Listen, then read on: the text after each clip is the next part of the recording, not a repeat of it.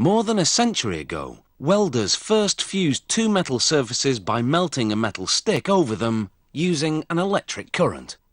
That stick is known as a welding electrode. Farmers and mechanics often use this useful tool to repair heavy machinery.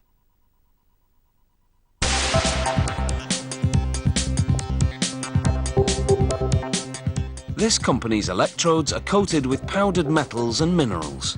During welding, the metals melt and the minerals protect the area from oxygen, which would weaken the bond. The electrode transmits an electric current that heats and melts both the electrode and the metal surfaces, welding them together.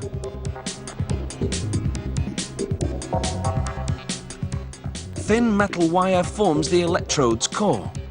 The type of wire changes dependent on what the electrode's designed to weld. In most cases, the core is made of carbon or stainless steel.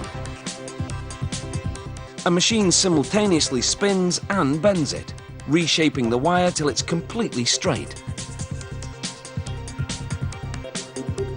4 metal rollers then push and guide the wire into a guillotine. The blade chops the wire into segments that will become the electrode cores.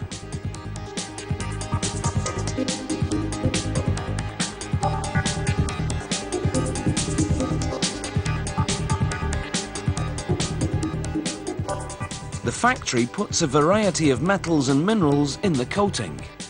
The metals include nickel, manganese and iron. The minerals, alumina, magnesia and limestone. They also add a colorant to identify the different models.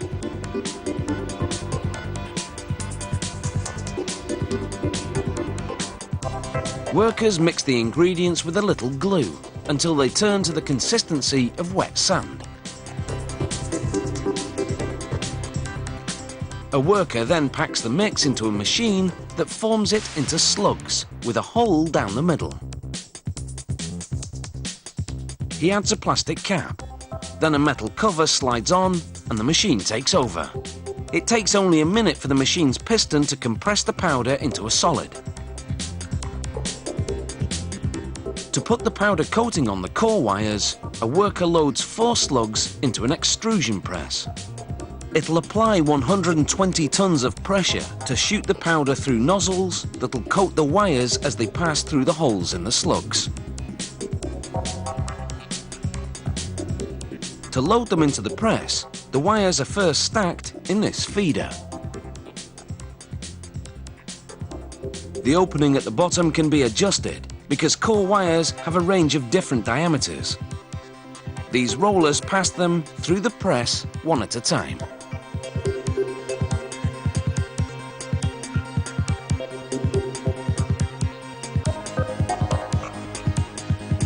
Four wheels then pull the wires from the feeder into the extrusion press for coating at a rate of up to 1,000 electrodes every minute. When the coated electrodes emerge, they hit a metal wheel that positions them on a conveyor. A sander removes up to 5 centimeters of coating from the bottom where you grip the electrode, and it bevels the tip so it conducts electricity even better. A worker now checks for uneven coating and to see if the wire's well centered. The coating dries at room temperature for up to 72 hours. To cure the coating, the electrodes are put in an oven and heated to 485 degrees Celsius for up to 5 hours. Once they've cooled, the electrodes head into a printing press. An ink wheel prints the model and the type of current that's required. Another ink wheel then applies a color to the gripping end. It's another way to identify the model in case the lettering on the side rubs off in storage. From there, it's off to packaging. An optical scanner counts the electrodes. Then a stacking machine separates them into bundles. Finally, they're inserted into cardboard canisters. A piece of cardboard is added to compress them tightly for the trip. A sticker marks the contents, and tape keeps the package tightly sealed.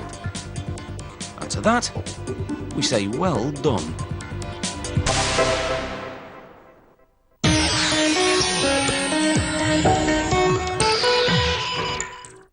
The invention of the electric violin was all about turning up the volume. In the big band era, the sound of the traditional violin